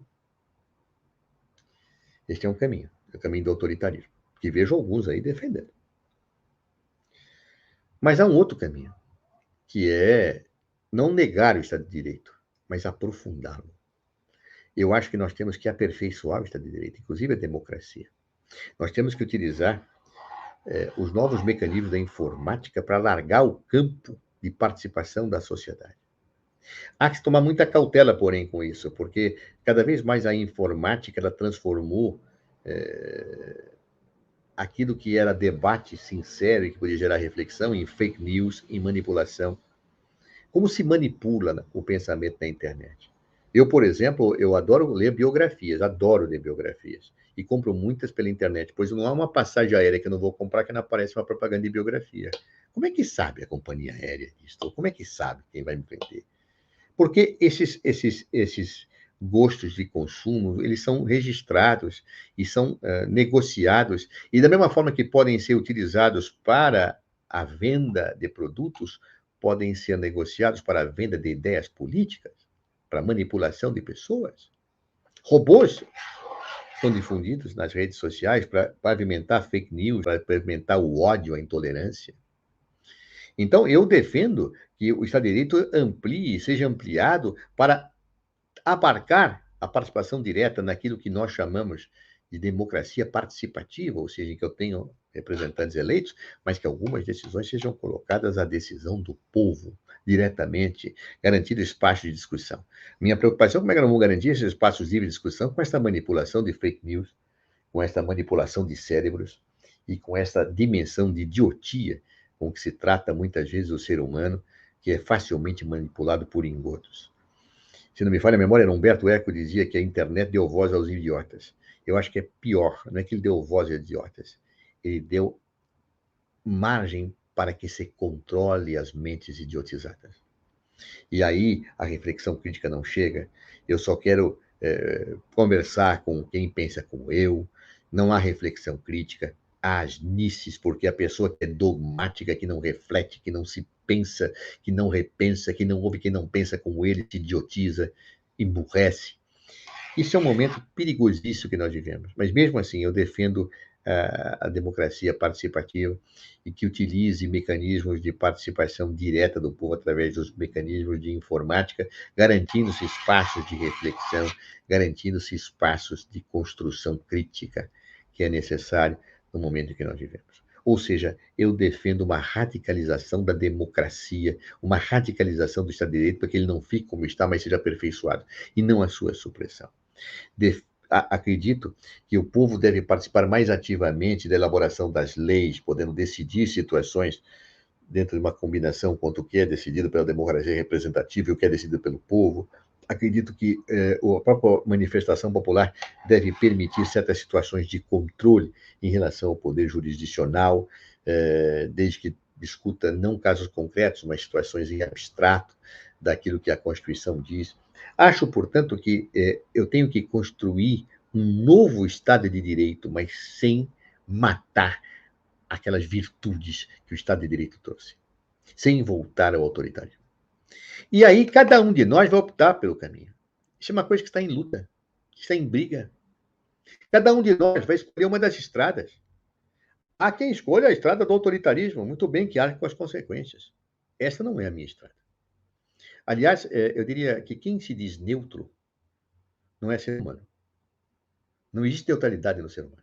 O ser humano pensa com a sua visão de mundo, com as suas perspectivas, com a sua história. Ninguém é neutro. E ninguém é neutro nessa discussão. Há quem queira o autoritarismo. Há quem defenda a intolerância. Há quem defenda o pensamento único. Há quem rotule o outro para matar o adversário e não discutir a sua ideia que não me agrada. Há outro caminho, que é o da pluralidade, que é o do respeito ao ser humano, que é o do respeito aos direitos fundamentais que a Constituição estabelece, que é a convivência entre contrários sob regime democrático, a liberdade de expressão sob regime democrático, e quero dizer que não existe no Estado de Direito direitos absolutos, todos os direitos são limitados, a própria noção de direito envolve a noção de limite. Então tem pessoas aí que falam liberdade de expressão como se pudesse fazer qualquer coisa, não pode fazer qualquer coisa. O meu direito termina quando começa o direito do outro. Não posso fazer qualquer coisa. Não há direitos absolutos e ilimitados. As pessoas, aliás, a democracia, ela é, por definição, um regime de tolerância. A democracia só não tolera uma coisa, quem quer destruí-la. A democracia só é intolerante com aqueles que querem destruí-la. Só é intolerante com os intolerantes. E, portanto, nessa perspectiva é que eu defendo a segunda estrada. Claro? Qual estrada vai ganhar? Eu não sei. Eu tenho a minha. Eu pretendo lutar como cidadão, como professor de direito, porque me lembro de uma história que eu já tenho contado muito e quero concluir aqui a minha exposição. Eu acho que esta segunda via é o caminho certo da história. O outro é retrocesso. O outro é barbárie. Claro? E eu vou terminar aqui contando uma história de uma pequena cidade espanhola, que é a cidade de Salamanca. Salamanca, que tem uma das universidades mais antigas da Europa, século XII. Durante a Guerra Civil Espanhola, nós tínhamos um governo espanhol legitimamente eleito e constituído. Houve um movimento extremista de direita para destituir aquele governo republicano, que era comandado pelo generalíssimo Franco. Franco entendeu por implantar um regime autoritário de características fascistas na Espanha. E Salamanca era o quartel-general do franquismo. Naquele momento, a Universidade de Salamanca tinha um reitor que era um filósofo, que era um homem conservador, não era um homem de esquerda. Era Miguel de Unamuno, um filósofo. E Miguel de Unamuno tinha, no primeiro momento, até apoiado a Revolução Espanhola dita Revolução Espanhola, feita pelo general Franco, mas depois começou a ver coisas estranhas, violência extremada, né? E naquele momento, na aula de Salamanca, uma aula inaugural, que era inteiramente tomada por pessoas que defendiam o autoritarismo e o franquismo, todos vestidos de preto, né, que é uma cor bem característica daquele período autoritário, né? O orador falava que tinha que matar os adversários, violência, que tinha que pegar armas, que tinha que fazer. E a plateia gritava: Viva la muerte! Ou seja, interrompia o orador, eles estavam todos armados, pegavam armas, assim, Viva la muerte! O Unamuno, que era o reitor, ficou horrorizado com aquilo. Falou: mas o que é isso, viva a morte? O que esses caras estão gritando aqui dentro? E, embora não tivesse previsto, ele, como reitor, tomou a palavra e fez um discurso duríssimo contra a plateia. Ele disse: olha, isso aqui é uma universidade, é um templo do saber. E eu sou o sumo sacerdote desse templo do saber. Eu não posso aceitar os gritos que aqui foram proferidos. Eu não posso aceitar, no templo do saber, que gritem o que os senhores gritaram aqui. E aí usa uma frase duríssima que o consagrou na história espanhola, em que ele, emocionado, diz: vencereis, vencerão, pero não convencereis, mas não convencerão. Vencerão porque têm a força bruta ao seu lado, mas não convencerão, porque não têm o direito e a razão ao seu lado. Naquele momento, a plateia ficou indignada, puxou as armas, queria matar Miguel de Unamuno, conseguiram retirar o reitor, protegido. Mas no dia seguinte, ele foi destituído por Franco do cargo de conselheiro da cidade. 3 dias depois, ele é destituído do cargo da reitoria e alguns meses depois ele morre. Franco venceu a Guerra Civil Espanhola. Venceu com as maiores atrocidades que o povo espanhol já tenha visto.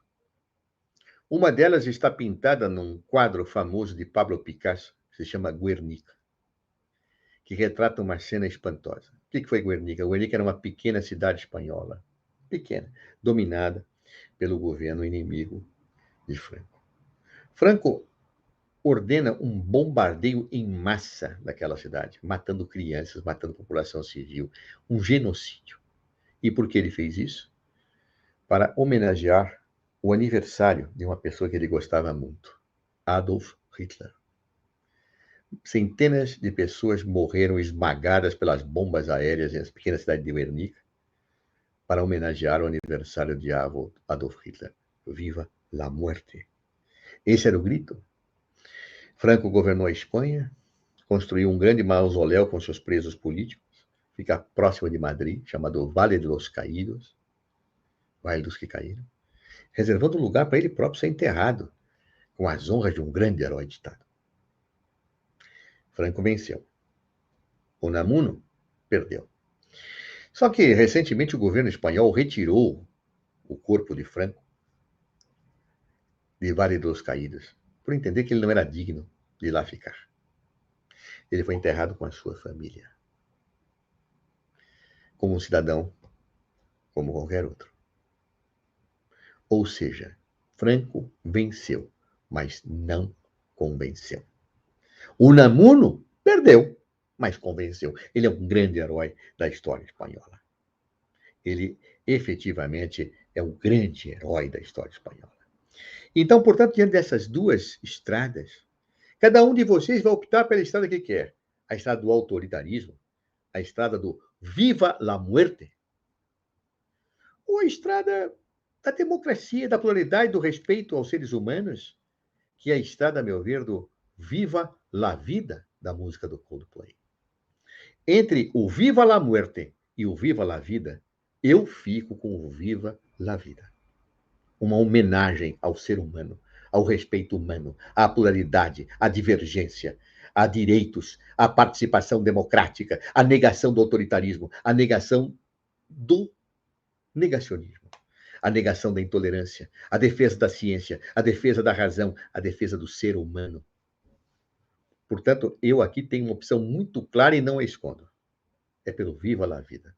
Quem quiser o Viva la Muerte, vista-se de preto e prefira aniquilar as pessoas ao invés de debater as ideias. Acho isso um horror. Acho isso hediondo. Acho isto um atraso. Mas nem sempre de avanços a história se faz. Eu espero que quem pensa no Viva la Muerte não vença, mas se vencer, não convencerá. Vencereis, pero não convencereis, como disse Unamuno. Obrigado, meu tempo já se exauriu e estou disposto aqui, com absoluta liberdade democrática, a responder as perguntas daqueles que concordam com o que eu falei ou daqueles que discordam. Muito obrigado pela oportunidade. Obrigado, ministro.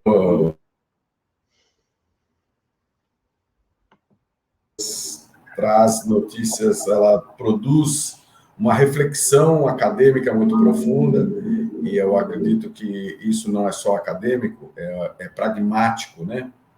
E as perguntas aqui que estão chegando aqui nas minhas mãos, elas se norteiam para esse pragmatismo. E eu gostaria de antemão, já sei talvez a linha que o senhor possa pensar, tem um grande jurista que é o nosso professor e mestre, Ives Gandra, do qual ele chama, ele faz o chamamento na sua obra analítica da Constituição, do artigo 142. E talvez ele levanta alguma bandeira como o ente, as Forças Armadas, como um poder balizador desses desequilíbrios. A gente gostaria de ouvir o senhor pautar um pouco sobre isso, se for possível. E outra pergunta que nos chega aqui também é sobre uma situação onde o nosso procurador Marco Aurélio Martins, ele tem uma posição penalista para o efeito do Instituto do Indulto e da Graça. Ele olha aquilo como um poder mandatório, exclusivo do poder executivo e irreparável. O poder executivo não tem que ser questionado de nada, porque é uma via de mão única. Já o nosso querido professor, também amigo, o Miguel Reale Júnior, ele acha que está judicializado, e se há uma judicialização, há essa polaridade em que faz o pesos e contrafreios mesmo no Poder Executivo de dar limites a esse instituto. Essas duas perguntas eu faço para o senhor de antemão, ministro, a ponto de depois passar outras que tem aqui, por favor. Bem, inicialmente, uma ressalva que eu acho importante: o professor Ives Gandra Silva Martins é meu amigo pessoal. Até recentemente participei de um debate com ele, não lembro se foi na CBN, na CNN ou na Globo News, eu não sei. Ele é um grande amigo, me dou muito bem com o Ives, embora nós tenhamos pensamentos completamente diferentes. O professor Ives eu tive a oportunidade de estudar piano. O Ives é um grande pianista, o irmão dele é o João Carlos Martins, que é um pianista maravilhoso. Eu já tive para brincar com o Ives, de tocar piano a quatro mãos, é um amigo. Mas eu discordo radicalmente disso. Radicalmente. Aliás, nesse ponto, o Ives Gandra está completamente isolado na doutrina. Completamente isolado da doutrina. A Constituição Federal, no dispositivo citado, quando fala das Forças Armadas, jamais poderia estabelecer as Forças Armadas como um poder moderador. Que isso? Claro, isso não existe no Estado de Direito. Quer dizer, você já viu um poder armado ser moderador? Um poder que está acima dos poderes no Estado de Direito para moderar? Isso não existe no Estado de Direito. Isso não existe na história do Estado de Direito. Quer dizer, quando o artigo 1º da Constituição fala que o Brasil é uma república constituída na forma de Estado democrático de direito, isso é um conteúdo. Eu não posso interpretar a Constituição fora desse conteúdo. Como é que Forças Armadas pode ser poder moderador de alguma coisa? Quer dizer, e vejam o paradoxo: o chefe das Forças Armadas é o presidente da República. As Forças Armadas têm que obedecer ao presidente da República. Então, ou seja, quem é o poder moderador? O chefe da República.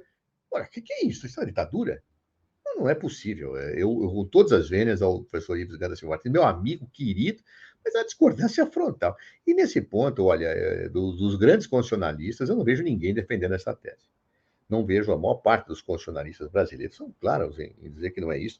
Quem vivenciou o trabalho constituinte que elaborou a Constituição de 88, sabe que não existe isso. Não existe. Em relação à segunda pergunta, com todas as vênias ao Ives, é verdade, é um debate fraterno entre dois amigos, mas eu não posso concordar minimamente com essa ideia. A segunda questão, ela me parece facilmente resolvível também, dentro da história do Estado de Direito. No passado, existia e aí agora eu tenho que sair um pouco do direito penal, entrar no direito administrativo, porque o indulto, a graça, são atos administrativos. Eles têm efeito no campo penal, mas são atos administrativos e, como tal, devem ser analisados. No passado, havia uma visão de que os atos amplamente discricionários praticados pelo Poder Executivo não eram passíveis de controle do Poder Judiciário. Agora, isso era uma visão que vinha de um passado ainda meio monárquico, né? Porque os atos dos grandes chefes da monarquia, os dos reis, não eram controláveis pelo judiciário, né? Então, eu me lembro de um administrativista chamado Otto Maier, que falava que os atos de império não são controlados. Isso já foi completamente superado ao longo do tempo. E a Constituição brasileira é clara em descartar isso. Vamos olhar o artigo 5º, que fala que nenhuma lesão de direitos ficará afastada da prestação do Poder Judiciário. Os próprios franceses desenvolveram, ao longo do tempo, uma teoria que foi incorporada, e não é agora, não é décadas do direito brasileiro, que diz o seguinte, que os atos administrativos discricionários são controlados pelo Poder Judiciário, sim. Não, aliás, me lembro da expressão do professor Celso Antônio Bandeira de Mello, que diz, ato administrativo é aquele ato que é sempre revisível pelo Poder Judiciário. O Judiciário pode rever, quando faltar os elementos de validade do ato administrativo. Uma das figuras que caracteriza a invalidade do ato administrativo é quando a autoridade usa a competência para atingir finalidade que não é aquela que a lei previu para a sua prática. Porque eu, como autoridade, tenho que seguir a lei. Se a lei me deu uma competência para atingir um certo fim, eu não posso me desviar deste fim. Os franceses desenvolveram, e nós incorporamos há décadas na nossa doutrina. Me lembro de Elie Lopes Menezes, nas primeiras edições, falando disso no Brasil. Quantas décadas? Oswaldo Aranha Bandeira de Mello, falando disso. É a figura do desvio de poder ou desvio de finalidade. É quando a autoridade tem uma competência para satisfazer o interesse público e visa um fim pessoal. Seja para, por exemplo, punir inimigos ou para favorecer amigos. No Estado de Direito não existe isso. Eu não posso usar o poder para finalidades pessoais. Não é à toa que o artigo 37 da Constituição fala em princípio da impessoalidade. Ou seja, eu não posso exercer atividade para favorecer uma pessoa. Muito bem. Se um presidente da República, claro que eu estou falando em tese, se um presidente da República utilizar a sua competência constitucional para favorecer um amigo, indultando ou dando graça a este amigo porque é seu correligionário político ou porque pensa como ele, isso tem um nome e sobrenome. O nome é desvio e o sobrenome é de poder. Ou seja, é evidente que isso é um desvio de poder. E ato administrativo que não atende ao pressuposto da finalidade é controlável pelo judiciário, sim. Não importa se quem o pratica é um diretor da escola, é o presidente da República, basta estar investido em poder público, porque ninguém está acima da lei e da Constituição. Não existe ato que não seja sindicável no Estado de Direito se os seus pressupostos de validade não forem atendidos. É claro que o ato administrativo discricionário não pode ser examinado no seu mérito.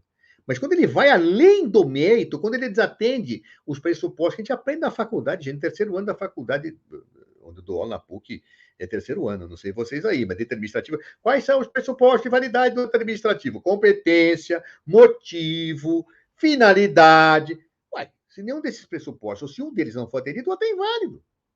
Se um presidente da República utilizar a sua competência constitucional para favorecer um amigo, é inválido. Fere o princípio da impessoalidade, fere o princípio da isonomia, fere o princípio da impessoalidade, o princípio da finalidade, fere o princípio da razoabilidade, fere tudo. Então, eu não consigo... É como se, então, eu tivesse um campo de competências do Estado de Direito que está acima da lei. Ora, meu Deus do céu, não é o império da lei, não é uma característica do Estado de Direito, que eu acabei de falar horas sobre isso aqui? Então, como é que eu posso ter o executivo não tendo limitação no seu poder? Coitado do Montesquieu. Tá certo? O executivo é limitado, sim, pela lei. E quem controla isso é o Poder Judiciário, sim. Isso não há dúvida, meu Deus do céu.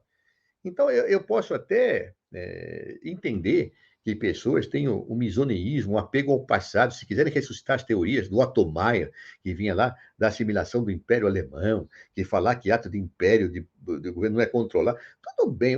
Agora, francamente, é só ler a jurisprudência brasileira do desvio de poder, os livros de direito administrativo. A hora que eu já terminei a faculdade, faz um tempinho. E eu me lembro de ter estudado isso aí com o professor Oswaldo Aranha Bandeira de Mello, Celso Antônio Bandeira de Mello, e anos eu dou aula sobre isso. Anos, sobre desvio de poder e desvio de finalidade. E hoje vejo pessoas, não, o ato discricionário do presidente não é controlável. Agora, meu Deus do céu, estamos mudando, então, o conceito de Estado de Direito, estamos rasgando a doutrina do direito administrativo, estamos com todas as vendas a quem pensa o contrário, dizendo que o que já se escreveu sobre isso não vale mais. Ministro, eu só vou fazer a última pergunta e depois, se o senhor me der a liberdade, eu encaminho as demais para que posteriormente o senhor possa me passar isso daí por escrito, que aí a gente recepciona aqui. Mas essa daqui eu acho importante nós resgatarmos, que tem uma pergunta do Matheus, em que ele se postula o seguinte: qual foi o estopim para este momento que nós estamos experimentando agora como resultado? Ou seja, ele quer buscar um ícone da ruptura dessa tripartição de poderes, aonde começou a afetar, a experimentarmos esse resultado neste momento. Eu posso falar de dois momentos. Eu acho que é um momento em que o desequilíbrio de poderes começa a acontecer com o empoderamento do Poder Judiciário a partir da Segunda Guerra Mundial, quando se adotam as cortes. Aliás, um dos grandes juristas que inspirou a criação das cortes constitucionais foi Hans Kelsen, que é um dos maiores juízes do século XX, embora discorde radicalmente da sua visão.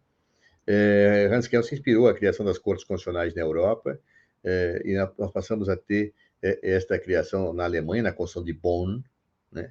Aliás, vamos dizer, a Alemanha sempre teve um papel importante nas constituições, embora seus governos nem sempre tenham correspondido às boas constituições.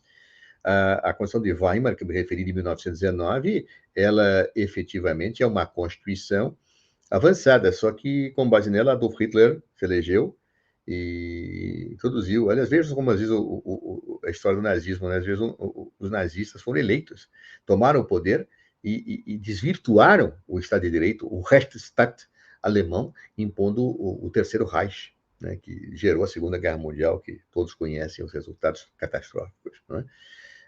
E a Constituição de Bonn, que é a Constituição alemã, ela criou a Corte Constitucional e depois nós tivemos vários países seguindo, a espanhola e vários outros fizeram. A ideia de Corte Constitucional trouxe uma soberania ao judiciário que não existia. E aí eu começo a ter uma situação de desequilíbrio com a judicialização da política, o ativismo judicial, e eu acabo tendo esse descompasso. Então, o Brasil se situa nesse contexto. O neoconstitucionalismo serviu, embora com bons propósitos, serviu a isso. E aí eu tenho um desequilíbrio constitucional forte no Estado brasileiro, como acontece no mundo. Mas no Brasil, se você pedir especificamente para mim, no Brasil, eu tenho uma visão que talvez muitos discordem, mas, como eu disse, eu não sou neutro. Eu acho que esse grande desequilíbrio ele se radicaliza a partir do ano 2016 com o impeachment de Dilma Rousseff. Todos terão sua posição. Alguns acham que tinha crime de responsabilidade, etc. Eu fui advogado de Dilma, e advogado não apenas advogado, o convencido que não existia crime de responsabilidade alguma. Aquilo foi retórico, tá certo? Aquilo, Dilma havia perdido a popularidade num dado momento, mas isso não é suficiente no presidencialismo para qualificar crime de responsabilidade. No parlamentarismo, o governo cai. No presidencialismo, não. E aí inventaram uma roupagem jurídica para que quem tinha perdido as eleições viesse assumir. E desde então, é um terremoto em que os poderes saíram da caixinha. Eu achava que, com a eleição de 2018, o presidente que fosse eleito ia recalibrar tudo. As urnas legitimamente escolheram um presidente que não quer recalibrar nada, que quer agudizar, que quer acirrar.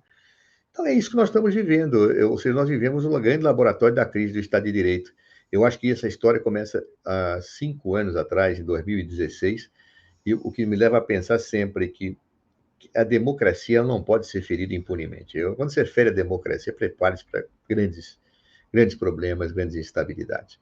E por isso que eu acho que a democracia só se corrige democraticamente. Não é com autoritarismo, não é com viva la muerte, não é com coisas desse gênero. Então, acho que em 2016 a coisa começou a degringolar e está aí o resultado.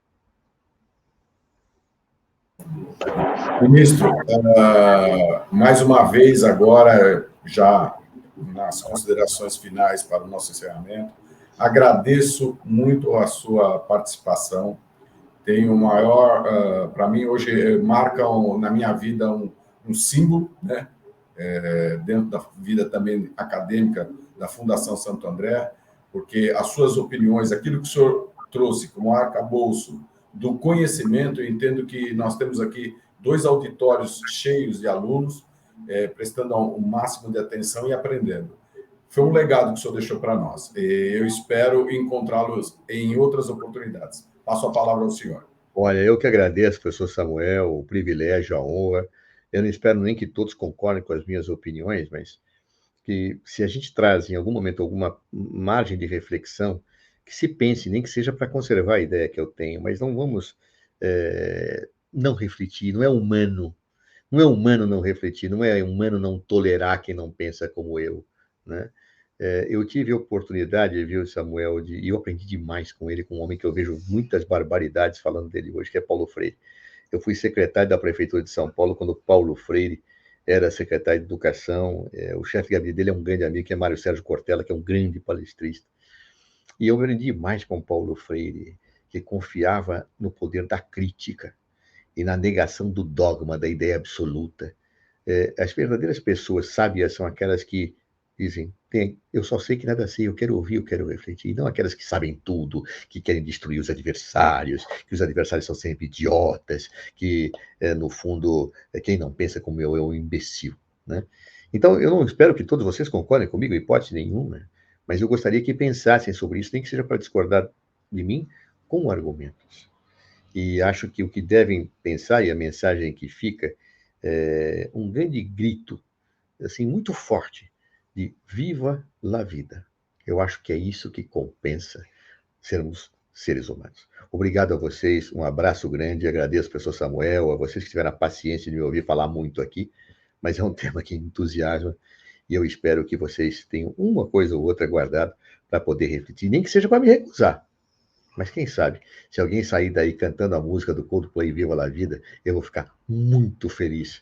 Antes o Viva da Vida do Coldplay do que o Viva la Muerte que nós ouvimos da ditadura fascista da Espanha, na época de Franco. Obrigado a vocês, um grande abraço. Obrigado, professor. Todos estão saudando com palmas ao senhor e nós desejamos ao senhor assim, um sucesso. Continue sendo um sucesso. Sei que o senhor está prismando pela carreira acadêmica agora e vai ser muito fácil de encontrar o senhor na academia ao lado da gente. Muito obrigado, professor. Eu que agradeço, professor. É um privilégio estar com você. Obrigado.